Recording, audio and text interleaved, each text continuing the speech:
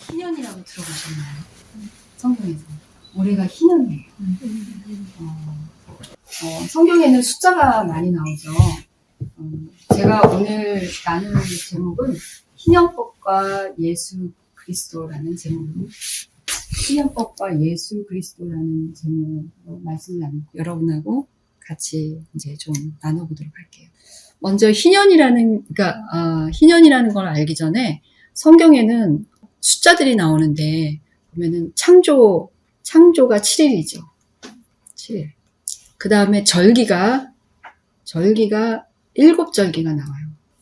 그 절기 우리가 뭐 그런 거 있잖아요. 6월절, 초실절 뭐 그런 것들, 오순절 이런 것들이 다 절기예요. 말하자면 우리로 말하면은 추석, 설 뭐 이런 거죠. 예. 그런데 이 절기 같은 경우도 그냥 우리는 이때쯤에 돼서 보름이 뜨니까 보름날에 뭐 먹고 뭐 이런 적이지만 절기를 만드신 분이 하나님이에요. 그래서 각 절기마다 이유가 있어요. 의미가 있고. 그리고 또 일주일이 또 7일이죠. 그러니까 이런 식으로 7과 관련된 게 많아요. 그리고 7년째가 안식년이라고 그래요. 그 안식년은 7년째 될 때는 농사를 짓지 않게 하셨죠. 예. 그래서 이 안식년이 7년째 출애굽 7년째마다 안식년을 지내는데 이거를 슈미타라고 이제 히브리어로는 그렇게 말해요. 그러면 이게 7년이 계속 돌아갈 거 아니에요? 그러면은 7에 49년째가 9년째가 또 이제 이게 큰 안식년이 되는 거예요. 이게 아주 특별한 해요. 이게 바로 작년. 그러니까 이스라엘에서는 그냥 지금 태양력하고 뭐 이런 종교력하고 같이 쓰는데 가을에 음력 7월이 새해예요. 음력 7월이. 그러니까 우리로 하면은 9월 요 정도쯤에가 이제 새해가 되는 거예요. 그래서 작년에 한 8월까지 여름까지가 바로 이 49년째 큰 안식년의 해였고요. 작년 말하자면 9월에서 10월 뭐 이렇게 보통 걸치거든요. 근데 작년 가을부터 올 여름까지죠. 올 여름까지. 그러니까는 유대 그 종교력으로는 6월까지가 되는 거죠. 그래서 7월 1일이 이제 될 때 이게 나팔절이에요. 나팔 불 때 나의 이름 할 때 나팔절. 예수님이 지상 재림한다는 나팔절을 상징하는 게 7월이 되는 거고 그 전까지가 바로 희년이에요. 50년째. 이제 올해가 50년째. 그래서 이 7년째마다 어떤 하나님에게는 이 7이라는 숫자가 엄청난 의미가 있는데 이 7년째는 하나님이 흔드시는 해예요. 세상을 다 흔들고 나라를 흔들고 개인을 흔드세요. 그리고 실제로 6년 동안 어떻게 살았는지에 대한 그 열매를 7년째에 먹게 되는 일들이 많아요. 6년 동안 인내하고 수고하고 그것을 잘 견딘 사람들이 7년째에 하나님이 그것을 풀어주시는 창고가 열리는 일이 일어나고 6년 동안 악을 더 거듭 쌓으면 7년째에 그 나라에 심판이 임하고 개인에게 심판이 임하는 그래서 진동과 축복과 이런 것들이 같이 이제 역사하는 그런 게 이 안식년에 큰 의미가 있어요. 그래서 이 희년 때마다 어떤 이제 그 이스라엘 역사에는 아주 큰 일이 일어나요. 희년 때마다. 근데 이스라엘에 큰 일이 일어나면요, 전 세계에 큰 일이 일어납니다. 하나님은 그 가정에서 부모님이 계시지만 그 가정에서 가장 하나님을 앞서서 믿은 그 사람에게 영적인 장자권을 줘요. 하나님이 제사장처럼. 그래서 그와 마찬가지로 이스라엘이 바로 장자야, 하나님 앞에. 그래서 바로한테 내 장자라고 그렇게 말씀을 하시죠. 그래서 장자권에 그 더블 포션이 있어요. 2배의 축복이. 근데 장자가 잘못하면 어떨까요? 2배의 매가 있겠죠. 2배의 고난이. 그래서 이스라엘 사람들이 고난을 너무 많이 받아서 아우슈비츠에서 그랬대요. 하나님, 다음에는 다른 민족을 좀 선택해달라고. 왜냐면 선민이라서 그런 고난을 받는다고 하니까 너희가 선민이기 때문에 더 연단을 받는 거야. 하나님이 더 이렇게 사랑하셔서 연단하는 거니까 제발 다른 민족 좀 선택해 주세요. 우린 2000년 동안 너무 시달렸거든요. 그러니까 그 일이 우리 크리스천에게도 일어날까 안 일어날까? 일어나죠. 그래서 사실은 그 유대인들이 600만이 학살을 당한 2차 대전 사건인데요. 전 세계적으로 2차 대전 전후에서 크리스천들이 어마어마하게 순교를 당해요. 그래서 거의 크리스천들이 거의 1500만 명이 죽었다고. 전 세계적으로. 왜냐면 그쯤에 공산혁명이 일어나잖아요. 공산혁명이 일어나고 전쟁이 되게 많았죠. 우리나라도 전쟁이 일어나고. 그래서 굉장히 큰 일들이 많이 같이 일어나요. 그래서 우리는 이스라엘하고 분리돼서 이스라엘은 이스라엘이고 지금 하나님을 이렇게 배척한 이스라엘이고 우리는 그냥 우리 인생과 우리나라 역사가 흘러가는 거지. 절대로 그렇지 않습니다. 절대로 그렇지 않아요. 그래서 제가 이 희년법에 대한 그 얘기를 좀 할 텐데 희년하고 예수 그리스도하고 무슨 상관이 있을까? 50년째 뭐 그런 일이 일어난다. 뭐 오케이. 그런데 그거하고 예수님하고 무슨 상관이지? 그리고 그게 이스라엘의 그 레위기에 나오는 이스라엘에게 주신 말하자면 구약 율법 중에 하나인데 그게 지금 오늘날 나하고 무슨 상관이지? 이제 요런 우리가 질문을 해봐야 되죠. 그래야만 그 포인트를 여러분이 생각하면서 들어야만 희년은 나에게 너무 중요한 것이고 그 올해는 굉장히 중요한 일들이 많이 일어날 것이고 그렇구나. 그런 걸 이해를 하게 되죠. 그리고 여러분들이 예수 그리스도를 바라보는 데 있어서 희년에 대한 이해가 있는 것과 없는 것은 엄청난 차이가 오게 되고 또 성경 신구약을 관통해서 이해하는데 엄청난 인사이트를 영감을 또 받을 수 있어요. 왜냐면은 성경을 오늘날 잘못 해석하는 것 중에 하나가 뭐냐면 구약을 신약이 말하자면은 교과서고 구약은 보조책처럼 이해하는 경향이 있어요. 절대로 그렇지 않습니다. 신구약은 통합이에요. 하나님이 먼저 하나님과 하나님 나라의 질서와 이런 모든 것을 이해할 수 있게 하기 위해서 어쩌면 드라마처럼 그리고 그러니까 스토리텔링이죠. 거의 창세기 막 이런 거 보면요. 역사서 보면 스토리가 나오잖아요. 그리고 어떤 경우에는 시로, 시편같이 문학, 아가서 다 시죠. 또 어떤 경우는 법으로, 민수기도 다 법이고요. 레위기도 다 법이고요. 법전으로 막 설명하시고요. 그러니까 굉장한 다양한 문학 장르를 통해서 하나님이 우리한테 그거를 설명하고 계신 거예요. 물론 그 당시의 문학 장르와 지금의 문학 장르가 조금 다르기 때문에 우리가 이해하는 데 있어서 조금 그러니까 레위기 법을 통해서 하나님을 이해한다는 게 쉽지 않아요. 그렇죠? 그러니까 레위기 너무 졸리잖아요. 은혜를 받아보세요. 레위기처럼 심오하고 레위기처럼 재밌는 게 없어요. 진짜 그래요. 그리고 이 모세오경이요.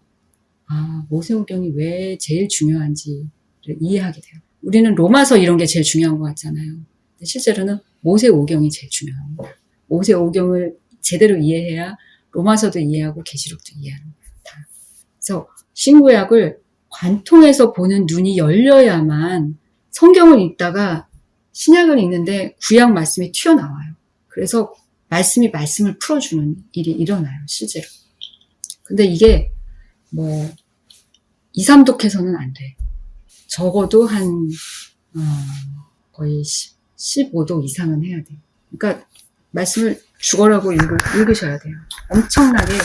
그러니까 우리가 그 말씀을 이해하는 데 있어서 묵상 위주로 많이 하거든요. 그러니까 짧은 구절을 이렇게 여러 번 읽고 나한테 주시는 말씀이 뭔가 이렇게 이해하는 쪽으로 많이 하는데 그게 하나님하고 나하고 좋은 어떤 릴레이션십을 쌓을 수도 있지만 사실은 잘못된 해석을 낳기도 해요.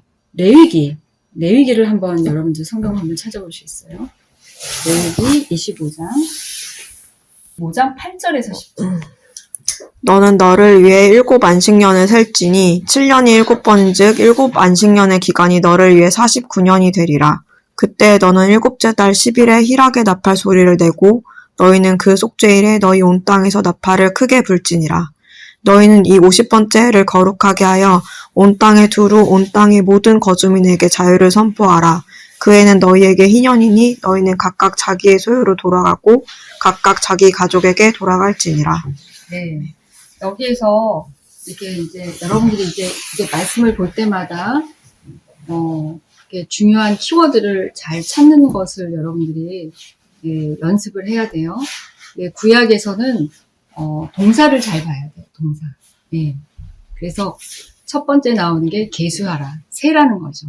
안식년을 너희는 기억하면서 카운트하고 있어야 돼. 그렇게 말을 하고, 그 다음에 자, 두 번째 또 동사가 나와요. 뭐냐면은 7월 11일은 7월 10일은 축제일이다. 대속제일이에요. 이스라엘의 1년 동안 지은 죄를 다 하나님이 싹 제거해 주시는 날이에요. 그때 나팔 소리를 내라는 거예요. 나팔 소리. 나팔 소리를 내는 게 이게 사실은 이스라엘 사람들이 이해하는 굿뉴스, 복음이라고 우리가 말할 때, 복음을 전한다라고 할 때 그 말의 시작은 바로 이 희년의 나팔 소리예요. 이게 얼마나 중요한 건지 몰라요. 그래서 나팔 소리를, 그러니까 나팔을 불어라 얘기잖아요. 그 단어가 있고요. 그리고 50년을 거룩하게 하라. 50년이 굉장히 중요하다는 거예요. 자, 그 다음에 또 동사가 뭐가 나와요? 전국 거민에게 자유를 공포하라. 다 자유라는 거예요. 자, 그런데 그러면서 이 해는 너희에게 희년이니 각각 기업으로 돌아가라라는 말이 나오죠. 그 다음에 가족에게로 가라. 예, 다 가족에게로 돌아가라. 이런 단어들이 나와요. 그래서 성경을 묵상할 때도 여러분들은 이제부터 그냥 내가 원하는 거, 나 이 구절이 마음에 들어. 이렇게 하는 성경을 읽는 게 아니고요. 이런 동사들을 잘 보시는 연습을 계속 꾸준히 하시면요. 키워드가 착 보입니다.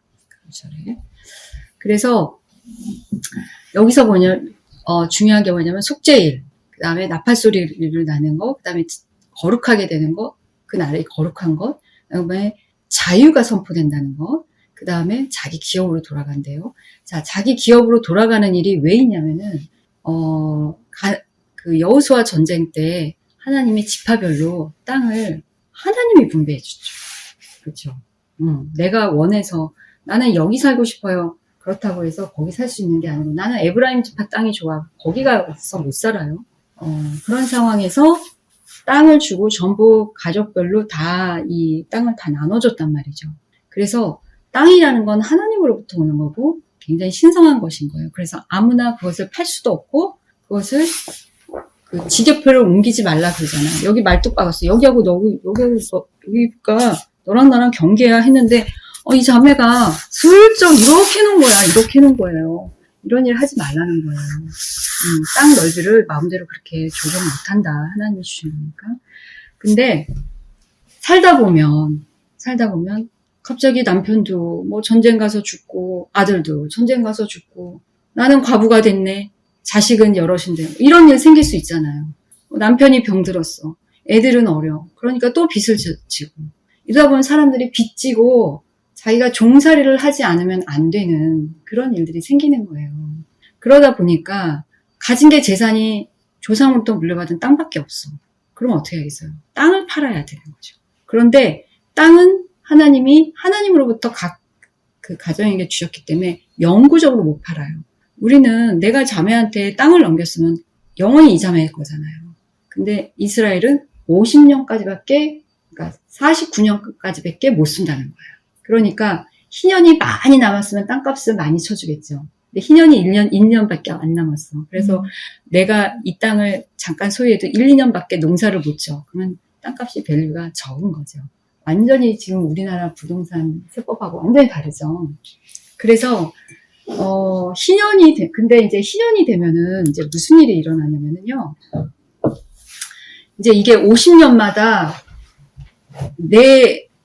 자, 여기서 이제 보면은 이렇게 해봅시다. 우리 여기 자매들 4명은 잘 살아. 집안이 다 잘 살아가지고, 막 희년 때 막 오히려 막 땅 문서를 막 오히려 싸게 사가지고 막 더 재산을 증식했어. 우리 셋은 다 뭔 일이 다 있었어. 아프고 뭐하고 막 뭔 일이 있었어. 그래가지고 우리는 다 노예야. 이렇게 돼 있는 거예요. 다 종살이 하는 거예요. 그래갖고 나만 종살이 하는 게 아니라 내 자식도 가서 일을 해야 돼. 빚이 너무 많아서. 이런 일이 생긴 거예요. 그러면은 우리가 기다리는 게 뭘까? 희년이죠. 희년아 빨리 와라. 희년아 빨리 와라. 무슨 욕하는 거 같네. 희년을 막 오매불만 기다리게 되는 거예요. 그런데 그 희년이 드디어 왔어. 그러면 그 순간에 갑자기 이제 내가 노예에서 다 해방이 되는 거예요. 우리 자매들의 노예로 우리가 살았는데 노예에서 해방이 되는 거예요. 그리고 빚이 다 없어져. 제로 빚이 되는 거예요. 나는 1억, 자매는 5억, 자매는 7억 막 이랬는데 이 빚이 다 제로가 되면서 빚이 싹 없어지는 거예요. 자매한테 7억을 빚졌는데 그 빚이 제로야. 여러분 만약에 이 집이 10억인데 10억이 은행에다 꼬박꼬박 이자를 내고 그렇게 살다가 이자 원금이 다 사라진다. 여러분 얼마나 기쁘겠어요, 그쵸? 막 삶이 가벼워지잖아요. 그런 일이 일어나는 거예요. 그래서 신분 회복, 노예 해방, 그 다음에 부채가 탕감이 되는 거예요. 그 다음 또 뭐가 있냐면은 그렇게 된다고 해서 다시 경제적으로 원상복귀가 안 돼. 왜? 먹고 살 터전이 없잖아요. 근데 토지까지 반환이야. 와, 이거 너무 대단한 일인 거예요. 그래서 이 50년마다 새로운 혁명적인 하나님 나라의 질서가 회복이 되는 거예요. 다시 이것을 통해서 하나님 뭐냐면은 지금 우리 세대의 가장 큰 문제는 뭐예요? 우리 청년들이 고민하는 건 가난이 되물림되고 있다. 내 부모도 가난해서 나도 이게 죽어라 알바를 몇 개씩 떼야 되는데 그렇게 해도 내 자식들이 제대로 살 수 없을 것 같으니까 결혼을 포기하는 그거는 한마디로 요약하면 가난의 대물림이 싫다는 거예요. 그러니까 자식이라도 낳지 말자. 이게 되니까 동거가 되는 거 가능한 거죠. 근데 하나님은 뭐냐면요. 하나님은 그냥 내가 너희를 창조했어. 너희들 이렇게 잘 살아. 이게 아니라 우리의 복지에 엄청난 관심이 많으세요.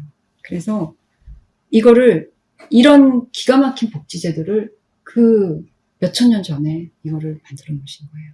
이렇게 안 살았죠, 이스라엘이.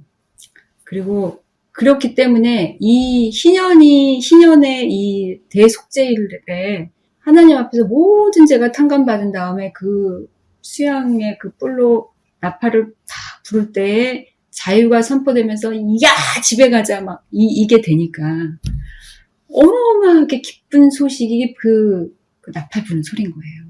그러한 그 기쁜 소식, 하나님 나라의 질서가 우리에게 다시 개인의 삶에 침투했을 때 오는 모든 안전과 번영과 다시 풍요에 들어갈 수 있는 그 누림과 신분의 자유까지 해방이 되고 빚까지 다 제로가 되는 이 기쁜 소식이 신약에 와서 그게 예수님이 오신 소식하고 이렇게 연결되는 거예요. 그래서 그게 굿뉴스, 복음이라고 이렇게 얘기를 하는 거죠. 근데 사실은 우리는 이제 그래. 그 희년만큼 기쁜 소식이야. 이렇게로 하면은 신구약이 동떨어지는 거예요. 중간에 사실은 이사야서에 나오는 좋은 소식을 전하는 자에 대한 메시지가 있잖아요. 그것을 이해를 못하면 사실은 신구약이 이렇게 떨어져 버려요. 희년만큼 좋은 소식이라고 예수님 온 게 이렇게밖에 이해가 안 되는 거예요. 그런데 이사야서에서 좋은 소식을 전하는 자의 발이 아름답다고 하는 그 사람이 복음을 전하는 선교사, 우리가 전도하는 우리의 발이 아름답다고 하나보다 이렇게 해석하면 안 된다는 거예요.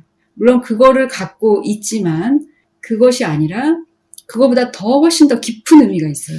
왜? 그 앞뒤 전후를 안 읽어서 우리가 그렇게만 전도자의 발이 아름답다. 복음 선교사의 발이 아름답다. 내 전도를 명령하고 와서 내 발이 아름답다. 이런 식으로 가져가는 것이 이전에 그가 전한 내용 자체를 이해를 해야 될 거 아니에요. 그게 이사야서에 나와요. 그거를 이해해야만 희년과 좋은 소식, 이사야서에 말하는 앞으로 있을 좋은 소식과 우리 시대에서 복음이라고 말하는 것이 이게 연결이 되는 거예요. 근데 따로 하면은 각자 다른 메시지로 우리가 똑같은 단어를 쓰는데 다른 해석을 낳게 되고, 중요한 거 버리고 요것만 취해서 요것만 침소봉대하고 이렇게 일어나는 거죠. 사실은 이 노예 해방 그러면은 우리가 제일 실감나는 게 미국의 그 흑인 노예 해방이잖아요. 그런데 흑인들이 여전히 폭동이 일어나고 인종차별을 당한다고 그러고, 흑인들이 여전히 빈민층을 많이 이루고, 캐나다에서도 흑인들이 빈민가에 살거든요. 근데 그러한 이유가, 여러분, 근본적인 이유가 뭐라고 생각하세요? 자, 이스라엘에서도 노예 해방 사건이 있었고, 역사적으로 미국에도 있었는데 이스라엘에는 없는 그런 절대 다수가 빈민층에 속해버리는 이 이유가 왜 일어났을까요? 미국에서는. 여러분들 이런 거 생각 못 해보셨죠? 왜냐하면 희년을 안 배우면 이런 걸 우리가 고민을 안 하게 돼요, 저절로. 원인은 보세요. 노예라는 신분에서 해방됐죠. 그쵸? 그 다음에 너 노예니까 네 몸값은 얼마야? 네가 만약에 나가려면은 다른 사람이 너한테 그 몸값을 지불해야 돼. 몸값이 있었잖아요. 그러니까 그것이 모든 흑인 노예들에게는 그것이 자기 몸 자체가 부채인 거야.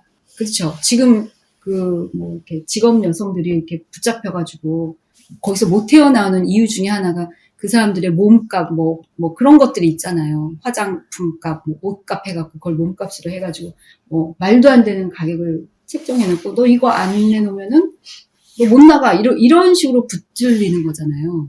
흑인들 자신 자체가 몸값이었어요. 그것도 제로래. 누구도 그 사람을 사고 팔 수 없어. 근데 왜 가난했을까요?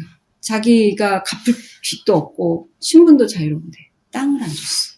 여러분, 땅이 이렇게 중요한 거예요. 기경할 땅을 안 줬어요. 백인 부자들이 땅은 그대로 갖고, 그래, 오늘부터 자유롭고, 해방이라니까, 니네 나가! 다 나가! 막 이렇게 해놓고, 그 다음에 어떻게 했어요? 이 사람들이 다 모였어.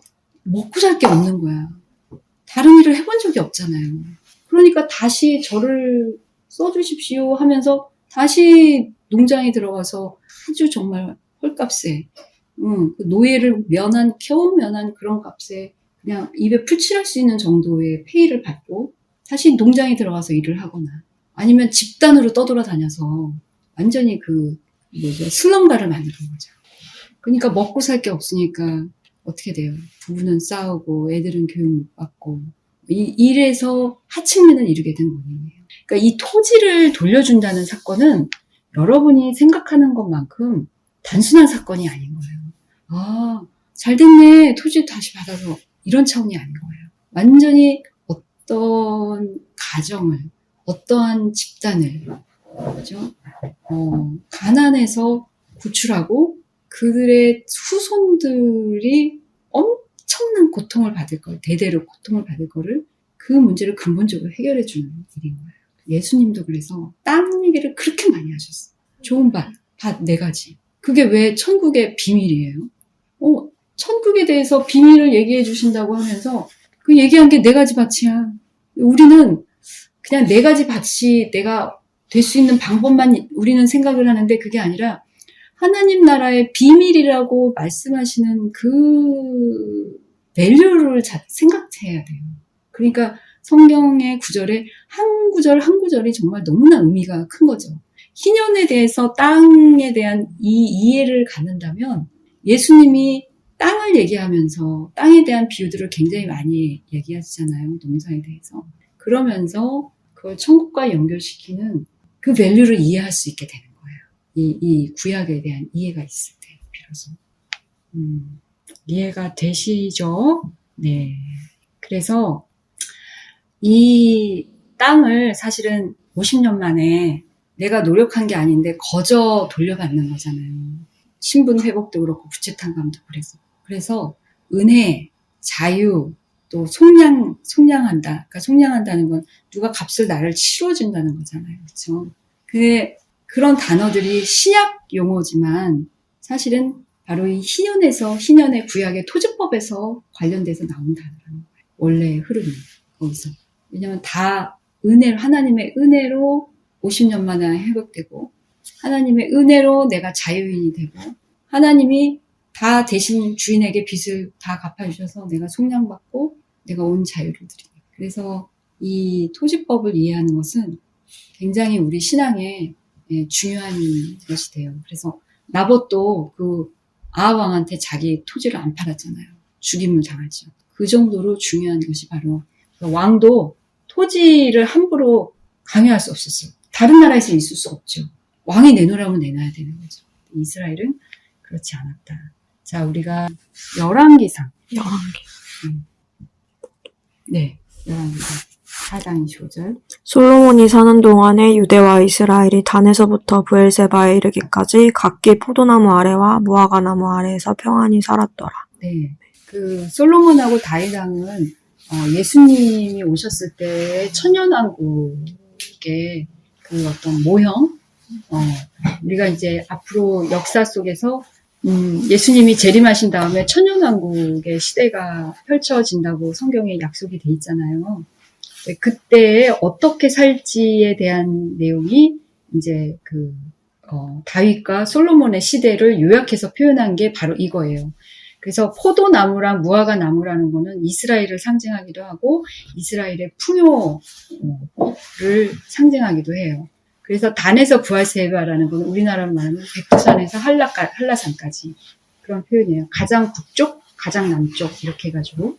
그래서 그 솔로몬이 통치하는 그 기간 동안에 각자 자기 집에 나무가 다 있어. 포도나무가 다 있어. 무화과 나무가 다 있어. 그냥 그 달콤한 나무 밑에서 그늘에 앉아서 그냥 서로 그냥 블레싱 하면서 막 대접하면서 막 그렇게 살았더라 얘기를 하는 거예요. 그 정도의 평강과 모든 원수로부터 보호를 받고 그런 물질적인 풍요와 하나님의 그 법에 순종하는 그런 사람들이 함께 있었다라는 그런 것들을 얘기하는 거죠. 그래서 이스라엘이 자기의 그 토지를 소유하고 그것을 누리고 방해받지 않고 그런 어떤 정말 평안한 시대, 그 시대가 바로 그것을 예표한 게 약속한 게 희년인 거예요. 그러니까 앞으로 역사 속에서 이런 시대가 올 거야. 그런데 그 시대가 바로 이 희년같이 너희를 자유롭게 하고 너희를 모든 빚에서 해방하고 너희가 하나님께로부터 각자 받은 것을 마음껏 누릴 수 있는 시대가 올 거야.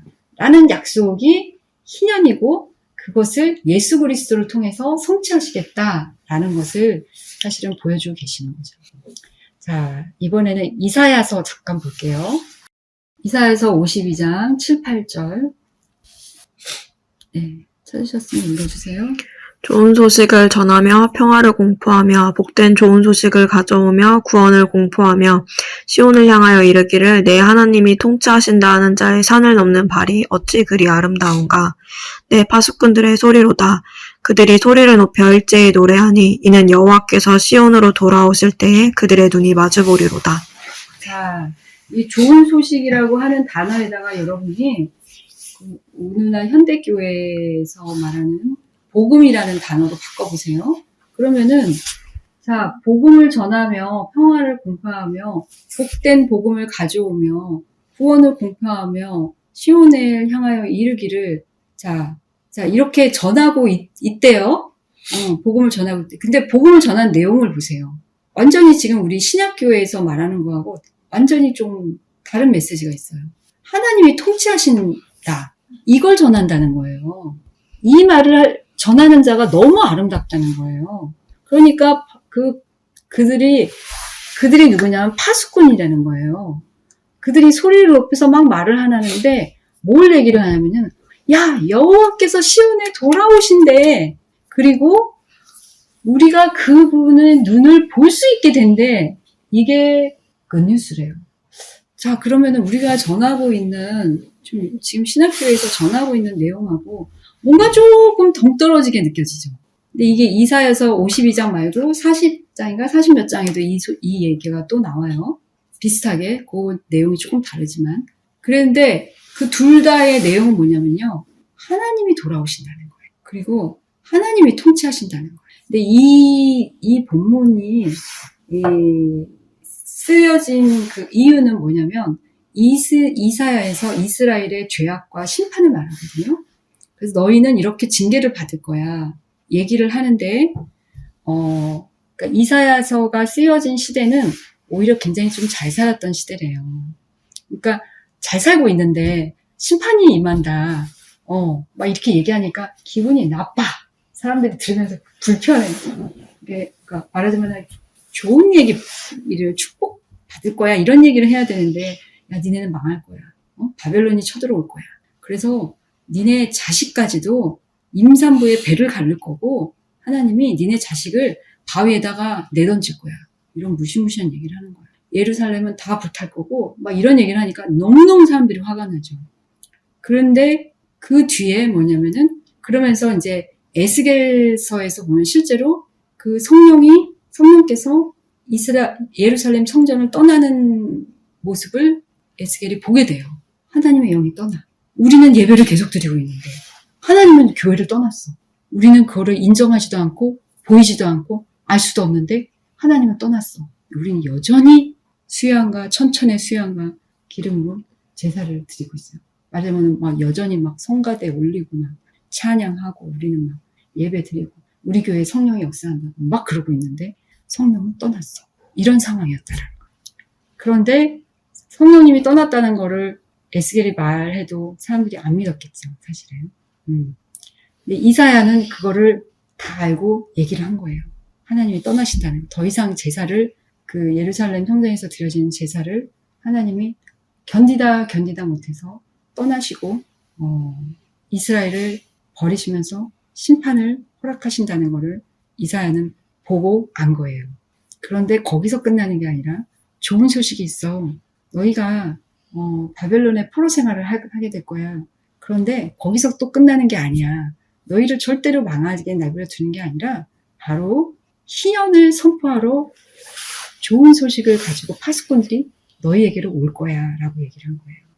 희년 때처럼 너희가 바벨론의 종살이에서 풀려나고 그 다음에 너희 죄 때문에 죄의 종이 되어갖고 끌려갔었던 그 빚이 탕감이 되고 그리고 이스라엘 땅에 다시 돌아와서 너희가 다시 농사를 짓게 되는 토지가 반환이 되는 그 일이 일어날 거야. 그게 바로 하나님이 너희를 통치하시는 방법이고 그리고 하나님이 그때 너희를 그 새롭게 너희가 새 마음이 된 새 심령 위에서 하나님이 너희를 다시 통치하실 거야. 하나님은 너희 하나님이 되고 너희는 하나님의 백성이 되고 그 일이 일어날 거야. 라고 얘기를 하고 있는 거예요. 그게 굿뉴스라는 거예요. 그러면서 뭐냐면 여호와께서 다시 돌아오실 거다. 시온으로 돌아오실 때 너희가 그분의 눈을 볼 거야. 저는 이거를 처음에 문자적으로 보고 예수님이 오신 거, 나귀 타고 입성한 거, 3년 동안 공생에 사용하시잖아요. 그래서 그거를 말하나 보다. 그것도 말해요. 그런데 그러면 그 구절은 딱 팔레스타인에서 예수님이 사셨던 그 3년 동안의 이스라엘 사람한테만 해당하는 거잖아요. 그게 아니라 영적으로는 우리 모두가 주님을 맞이하게 된다는 거야. 주님을 볼 수 있게 된다는 거야. 영으로 볼 수 있게 되고 그분이 우리를 직접 통치하시는 일이 일어나고 우리가 연단받는 시간도 분명히 있고 이스라엘 사람처럼 율법 하나님의 법을 가지고 있지만 순종하지 못하는 삶을 살고 넘어지고 그런 과정에서 우리가 또 탈선할 수도 있고 아니면 거기서 믿음을 잘 지키고 살 수도 있고 그런 과정에서 연단을 지나가면서 하나님의 통치가 실질적인 통치, 하나님의 왕되심이 우리 안에 실제로 일어나는 일. 우리가 입으로는 예수 우리 왕이여 이곳에 오소서 그렇게 우리가 찬양은 하지만 실제로는 내가 왕인 삶이 너무 많잖아요. 그냥 다 신이야, 다 신. 성도 한 사람 한 사람이 다 신이야. 예. 그러니까 신들의 전쟁이죠.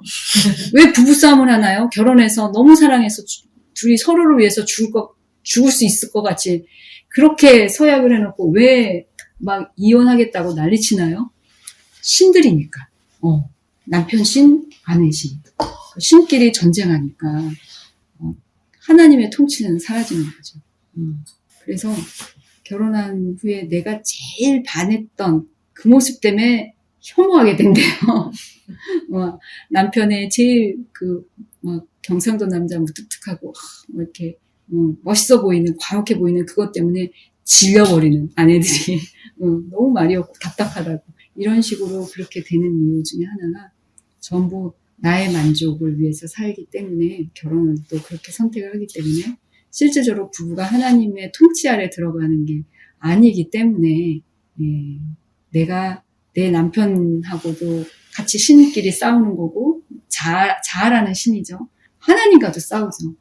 하나님 내가 응답을 잘못 받은 것 같아요. 막 이러려나 그렇게 되죠.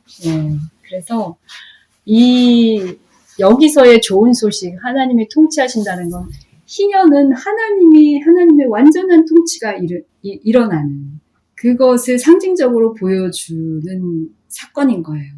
그리고 역사 속에서 그것이 일어날 것이다. 또 하나님은 그 희년의 역사의 고래 영원한 희년을 우리에게 주시기 위해서 이 역사 속에서 쭉 진행하시면서 하나님의 백성을 다 모으시는 그래서 그들에게 이것을 다 선물로 주시려는 하나님의 원대한 꿈이 이 레위기 말씀 안에 들어있는 거죠. 그것이 역사적으로 그것에 실패했었던 이스라엘에게 아니야, 하나님이 너희의 나라는 실패로 끝난 것이 아니고 너희에게 하나님이 다시 오셔서 너희의 왕이 되시고 주권자가 되어주실 거야. 그렇게 얘기하는 거예요. 사실은 우리가 그 사극 같은 거 드라마나 이제 그 서양의 뭐 역사 뭐 이런 것들 중국 영화 같은 거 옛날 영화 같은 거 보면은 어떤 왕이 통치하느냐에 따라서 완전히 개인의 운명과 구분이 달라지잖아요. 그렇죠? 그래서 왕이라는 거는 그렇게 중요한 거예요. 그냥 단지 왕이 누구 다음에 누가 왕이 됐대가 아닌 거예요. 나라의 운명을 바꾸는 게 왕이 될 수 있는 거예요. 그래서 저는 이렇게 가끔씩 이렇게 유튜브에서 보면은 레스큐 덕들 나오잖아요. 이렇게 구조 단체에서 학대받는 동물들 이렇게 보면은 진짜 딱 그 동물들이 학대받고 버려지고 비참한 그 동물들이 제가 예수 믿기 전의 삶 같아요. 정말. 그리고 예수님 믿은 이후에도 그런 삶을 오랫동안 살았던 것 같아요. 정말 예수님이 내 왕이 온전하게 아직도 되지 못하셨지만 내가 예수님이 나의 왕이셔야 되고 나의 주권자가 되셔야 된다는 것에 대해서 그거를 그렇게 중요하게 이해하지 못했을 때까지의 삶은 너무나 비참했던 것 같아요. 그래서 그 동물들이 막 학대받아서 막 구석에서 바들바들 떨고 막 그런 것 많잖아요. 그러면은 그 모습이 저의 과거의 모습에 이렇게 투영이 돼요. 그래서 내가 사단을 왕으로, 내 자아를 왕으로 섬기면서 내가 저 삶을 살았는데, 지금 내가 주님을 알아가고 있는 게 얼마나 복된 거 하는 거. 그러니까 주인이 바뀐다는 거, 통치자가 바뀐다는 거, 왕이 바뀐다는 건요, 이건 어마어마한 사건인 거예요. 우리가 그냥 단지 입으로 예수님 나의 주인이십니다. 예수님 나의 왕이십니다. 나의 하나님이십니다. 라는 우리는 그 단어 하나하나에 있잖아요. 나중에 생명을 걸어야 될 수 있어요. 예수님만 부인하면은 살려준다는데 예수님 계속 믿을 거야? 예수가 왕이야? 로마 황제가 왕이야? 너의 왕이야? 둘 중에 말해. 난 예수님이 왕이야.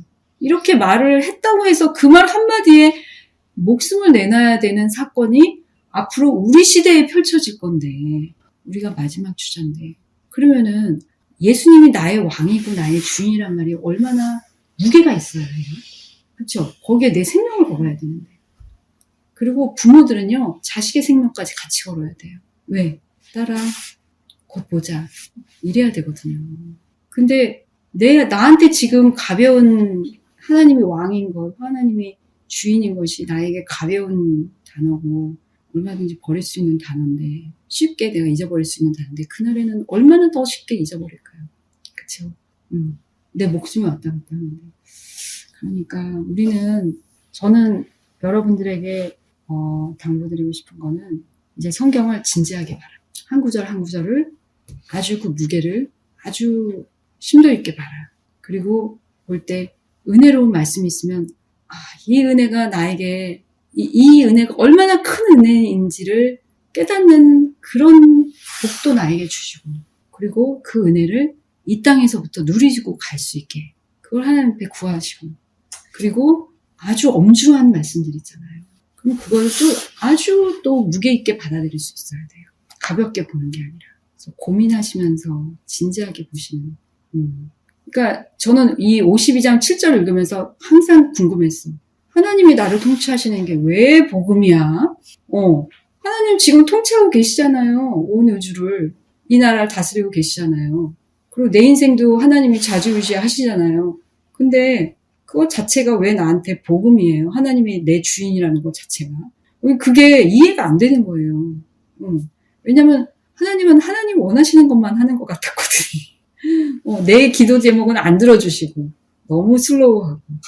그래서 하나님이 나를 통치하신다는 게 그렇게 실감 있게 와닿지도 않았고 하나님이 나를 통치한다는 게 그렇게 기쁜 소식이지도 않았어요.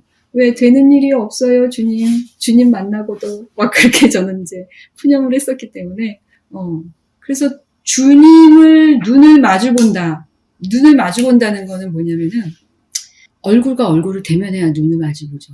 근데 내가 너희의 얼굴을 피하리니 내가 너희를 돌아보지 아니하리니 이런 표현들 많잖아요. 하나님 네가 말해도 나 듣지 않겠다는 거예요. 무수한 재물을 가져와도 내가 보지 않을 거고 네가 아무리 기도하고 그래도 나는 듣지 않으리라. 너희의 손에 피가 가득하기 때문에. 하나님은 그렇게 말씀하시는데 나는 무수히 많이 기도했잖아요. 근데 왜 응답 안 하세요? 네 손에 형제의 피가 가득하잖아. 너는 너희 부모를 용서 못했고 넌 네 형제를 용서 못했고 너희 지체를 용서 못하잖아. 하나님은 그렇게 말씀하고 계시는 거죠. 그러니까 그 속에서 얼마나 그 말씀들이 무섭고 두려웠는지 몰라요, 제가. 그래서 바로 이 주님의 눈을 마주 본다는 것은 그분과 사랑의 교제를 하는 것이죠. 사랑의 교제를. 우리는 오늘날 복음을 전할 때 또는 복음에 대해서 교회에서 설명을 할 때 주로 복음의 초점이 뭐가 좋다는 거야? 우리가 전한 내용이 왜 좋은 거예요? 예수님 믿는 게 왜 좋은 거예요? 내가 천국 가니까. 지옥에서 이글이글 내가 불타는 스테이크가 되지 않으니까. 그러니까 그게 좋아서 복음이다. 우리는 그런 식의 메시지, 그러니까 여전히 나 중심적인 내가 뭔가 잘 되는 그것도 영원히 잘 되는 이 땅에서만이 아니라 그거에 초점이 맞춰져 있었다는 거예요. 물론 그거 굉장히 중요하죠. 일단 지옥은 피하고 봐야지. 그런데 뭐냐면은 그분하고 사랑의 교제를 영원히 누릴 수 있다는 게 그게 사실은 굿뉴스라고 여기서 말하는 거예요.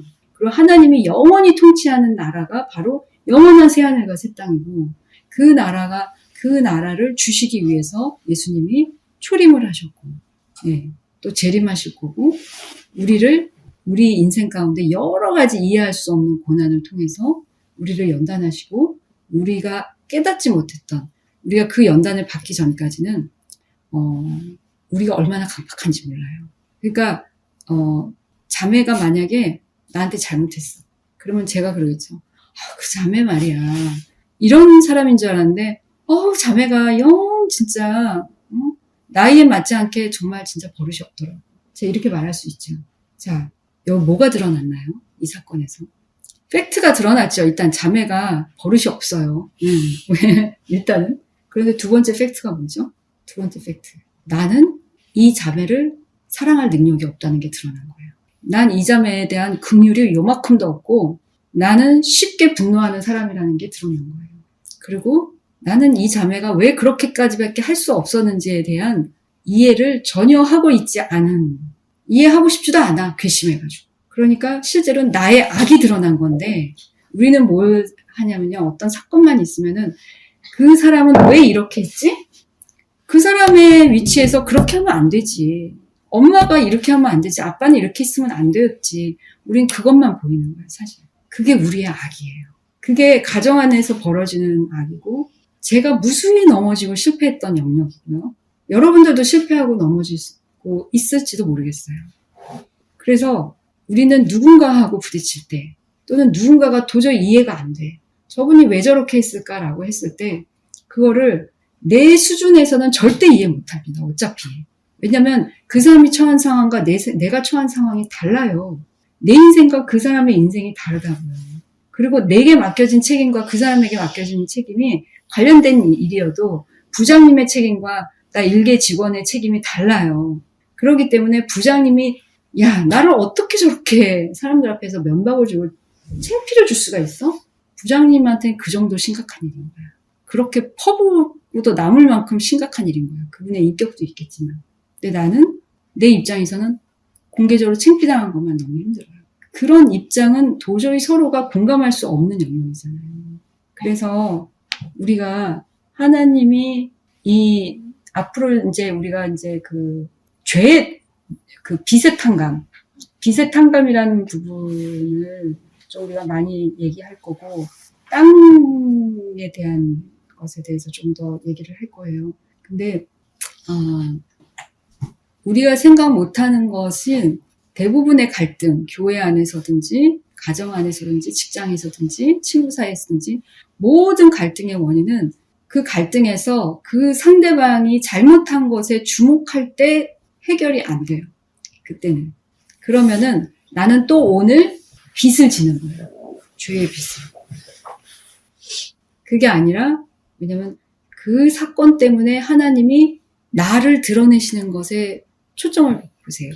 일단은 첫 번째는 먼저 내가 막 확 분노하고 아니면 막 확 대들고 막 때리쳐 사표 싹 하고 이렇게 그렇게 하는 내 모습을 보라는 거예요. 내가 얼마나 성급하고 격정적으로 그리고 아주 바리새인적으로 내가 반응하는지를 먼저 보라는 거예요. 상대방의 입장을 이해하려고 하기보다는 그런 것들을 우리가 해야 되고요. 그 다음에 이 일을 하나님께 올려드리는 연습을 해야 돼요. 하나님, 이런 상황이 일어났고 저는 이 일로 인해서 굉장히 곤란하고 굉장히 수치를 당하고 있고 저는 마음이 어렵습니다. 난 부장님이 저 정도 사람밖에 되지 않는지 몰랐습니다. 이런 거 이것도 해도 돼. 네. 그런데 하나님은 나만 사랑하는 게 아니잖아요. 그러니까 우리가 부당하다고 생각하는 분들에 대해서 하나님은 동일한 긍휼을 갖고 계시잖아요. 그래서 하나님이 저분을 향한 하나님의 눈과 마음을 제게도 주세요. 그래야 거기까지 가야 돼요. 그래야만 정죄와 판단이 멈춰요. 근데 우리는 상대방에 대한 것에 초점을 맞추게 되다 보니까 점점 자기 의가 쌓이죠. 자기가 쓰고 성경적으로 보면 저건 아니지. 이런 모습들이 우리가 막 하게 되는 거예요. 그러면은 오늘 나의 토지를 또 뺏기는 겁니다. 오늘 나의 부채가 쌓이고요. 오늘 내 신분이 사단에게 채찍막 학대받기에 적합한, 그러니까는 왜 사사기에서 보면 농사 지어 놓으면은 아말렉과 블레셋이 막 수시로 와서 다 가져가잖아요. 그게 우리 일상에 일어나요, 실제로. 희년이라는 전체 구조뿐만 아니라 우리 일상에서 그런 것들이 일어나요. 오늘은 여기까지. 네. 오늘의 내용을 정리를 하겠습니다. 요약을. 네. 희년과 예수 그리스도에 관해서 오늘 나눴고요. 희년은 50년째, 안식년이 7번 지나고 그 다음에 50년째를 말하고, 그 희년은 대속죄일 때 그 나팔소리와 함께 그 소식이 공포가 되면 모든 그 가난한 자들, 노예 해방이 되고 신분이 회복이 되고 토지까지 반환되는 그런 아주 놀라운 그 이스라엘의 나라에 굉장히 놀라운 사건이라는 거. 예. 그래서 사실은 희년 때 역사적으로 어떤 일이 있었냐면 1917년에는 그 영국이 그 이스라엘의 그 팔레스타인 땅에 유대인 국가를 설립하는 거를 선언해버려요. 그게 희년에 일어나요, 실제로. 토지를 반환을 받은 거죠, 역사적으로. 몇천 년 동안 나라가 없었던 그 민족이 나라를 선언받는 거는 있을 수가 없는 일이죠. 그리고 그 뒤 50년 만에 67년째 제가 67년에 태어났어요. 놀라운 해에 태어났구나. 67년에 6.1 전쟁을 통해서 이스라엘과 그 아랍 나라하고 전쟁이 일어났는데 당연히 이스라엘이 초토화될 거라고 생각했는데 오히려 예루살렘 성을 탈환하고요. 그리고 영토가 3배가 늘어나요. 예. 그래서 성전산에 유대인 유대인 군인이 성전산, 그러니까 말하면 지금 예루살렘 성이 있는 그 산이 있잖아요. 그 산에 올라가서 이스라엘의 국기를 꽂을 수 있게 된 놀라운 때가 회복이 67년에 있었어요. 그래서 여러분들이 이 사건들을 좀 잘 중요한 역사적인 사건들이 일어난다는 걸 기억하시고 안식년에도 굉장히 놀라운 사건들이 많이 일어납니다. 특별히 안식년에 작년에 역사적으로 굉장히 중요한 사건들이 많이 일어났어요. 그게 어떤 사건은 뉴스에 크게 나서 중요한 사건이야 이렇게 보이지만 어떤 사건들은 조그맣게 나서 우리가 잘 모를 수 있는 사건이지만 실제로는 영적으로는 지각 변동을 일으키는 그런 사건들이 있어요. 그거는 이제 영적인 해석을 할 수 있어야만 그렇게 되는 거예요. 자, 그 다음에 바로 이제 좋은 소식. 이사에서 말한 이 좋은 소식이라는 것은 바로 희년을 공포하는 사건이었다는 거. 이스라엘 역사 속에서 50년 만에 이제 1차 포로가 귀환이 되는, 그러니까 3차에 걸쳐서 포로 귀환이 일어나거든요. 고레스 왕 때 이제 시작으로 해가지고 그것이 3번에 걸쳐서 그것이 일어날 때 그 첫 번째가 그 50년 만에 희년의 때에 회복이 일어나는. 그리고 그것은 바로 하나님과의 관계 회복을 의미한다라는 거죠. 예. 그래서 다음번에는 이제 이 부분을 조금 더 들어가고 우리가 기업을 뺏긴 것을 영적으로 좀 해석하는 그 부분을 좀 나누도록 하겠습니다.